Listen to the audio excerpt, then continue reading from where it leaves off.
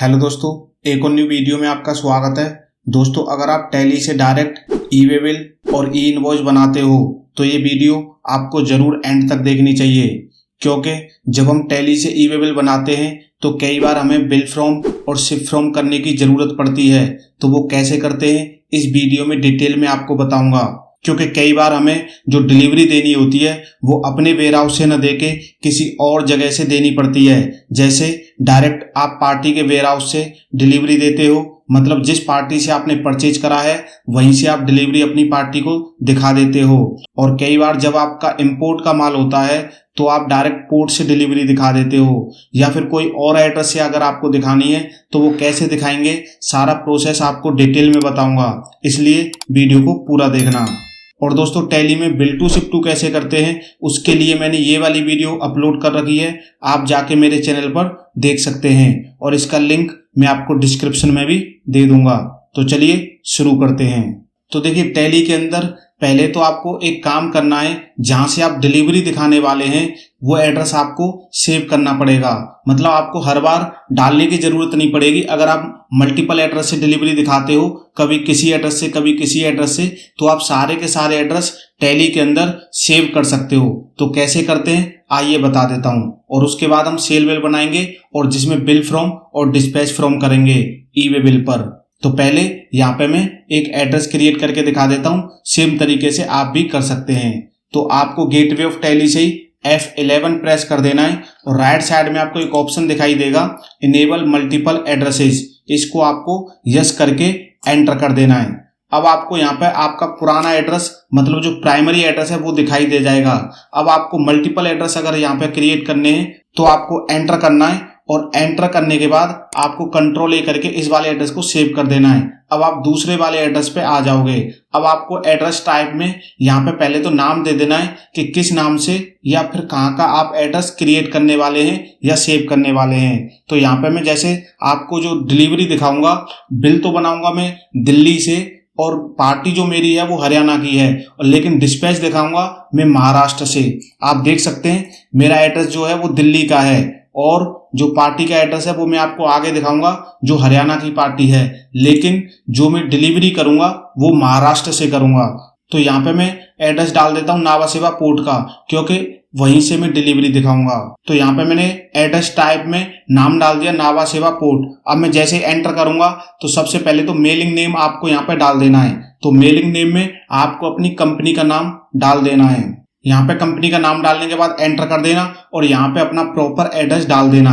एक लाइन में, 2 लाइन में, 3 लाइन में, जितना भी आपका एड्रेस है वो सारा एड्रेस यहाँ पे डाल देना।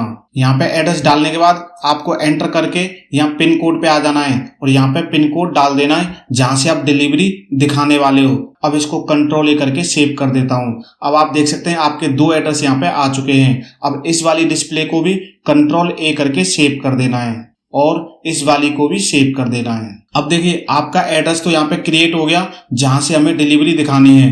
अब हमें सेल बिल और ई वे बिल कैसे बनाना है टैली से, वो प्रोसेस समझ लेते हैं। तो सबसे पहले यहाँ पे मैं सेल वाउचर को ओपन कर लेता हूँ। तो यहाँ पे मैंने सेल वाउचर को ओपन कर लिया है। आप देख सकते हैं पहला ही इनवॉइस यहाँ पे मैं बनाने वाला हूँ। तो डेट आप अपने हिसाब से रख लेना।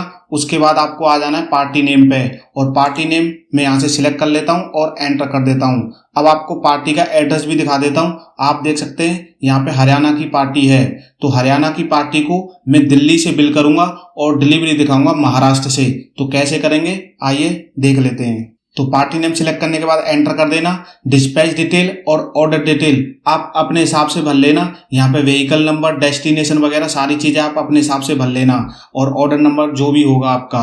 फिलहाल के लिए मैं इसको स्किप कर देता हूँ और यहाँ पे आ जाते हैं पार्टी डिटेल पे।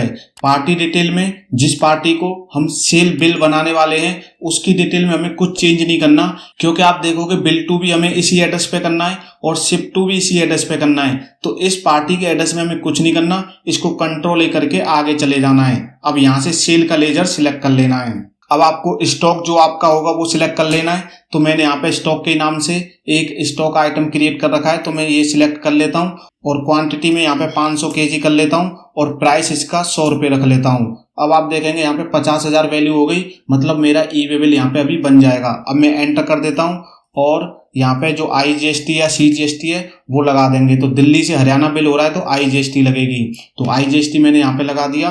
अब आपको मेन जो काम करना है वो यहाँ पे करना है, provide GST e-way bill oblique ई इनवॉइस डिटेल, इसको आपको यस करना है और एंटर कर देना है। अब देखिए यहाँ पे आपको कंसाइनर डिटेल फ्रॉम में दिखेगा कि आपका जो दिल्ली का एड्रेस है वो सिलेक्ट है, लेकिन हमें जो डिलीवरी दिखानी है मतलब डिस्पैच करना है वो नावा शिवा पोर्ट से करना है, महाराष्ट्र से करना है। तो यहाँ पे आपको करना क्या है, स्पेस बार को प्रेस करना है। जैसे ही आप स्पेस बार प्रेस करेंगे तो आपको जितने भी एड्रेस आपने यहाँ पे सेव कर रखे हैं वो सारे एड्रेस यहाँ पे दिखाई दे जाएंगे। अब आपको जो एड्रेस यहाँ से सिलेक्ट करना है वो सिलेक्ट कर लेना। जैसे मैं नावा शिवा पोर्ट वाले एड्रेस को सिलेक्ट करके एंटर करता हूँ, तो जैसे ही मैं एंटर करूंगा तो आप देख सकते हैं सारा एड्रेस यहाँ पे मेरा चेंज हो चुका है। अब प्लेस में आपको अपने हिसाब से यहाँ पे डाल देना है कि किस स्टेट से, या फिर कोई भी प्लेस महाराष्ट्र का यहाँ पे डाल देना है। तो मैं महाराष्ट्र ही लिख देता हूँ। बस एक चीज आपकी यहाँ पे चेंज नहीं होगी, वो है एक्चुअल स्टेट। यहाँ पे आपको मैनुअली इसको चेंज करना पड़ेगा।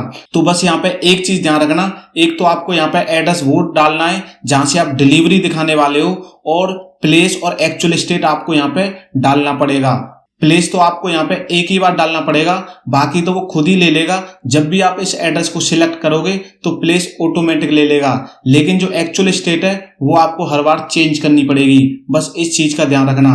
अब बाकी यहाँ पे आपको कुछ नहीं करना, एंटर कर देना है। और यहाँ पे जो पिन टू पिन डिस्टेंस है इस पे भी आप ध्यान से समझ लेना। जो पिन टू पिन डिस्टेंस है यहाँ पे आपको पहली बार जब आप करोगे तो ये डिस्टेंस आपको दिखाई नहीं देगा, यहाँ पे कुछ भी नहीं रहेगा, तो वो आपको यहाँ पे डालना पड़ेगा।